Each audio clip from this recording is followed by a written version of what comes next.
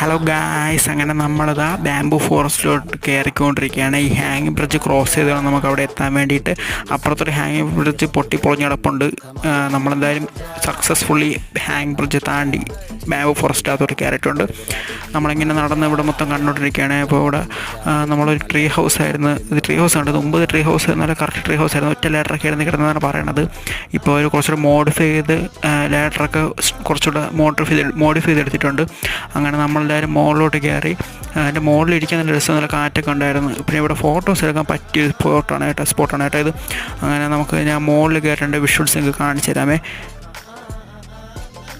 നോക്കുവാൻ നിരത്തിടേണ്ട കല്ലുകൾ, തൂക്കി നോക്കുവാൻ തുലാസിലില്ല കട്ടികൾ, അസ്തമിക്കുവാൻ പറഞ്ഞവർക്ക് മേലെ. അപ്പോൾ ഇതാണ് മുകളിൽ നിന്നുള്ളൊരു വിഷ്വല്. നല്ല രസമുണ്ട് കാണാൻ. ഫ്രണ്ട്സിലൊക്കെ വന്നിരിക്കാൻ പറ്റിയൊരു സ്ഥലമാണ്. കൊള്ളാം.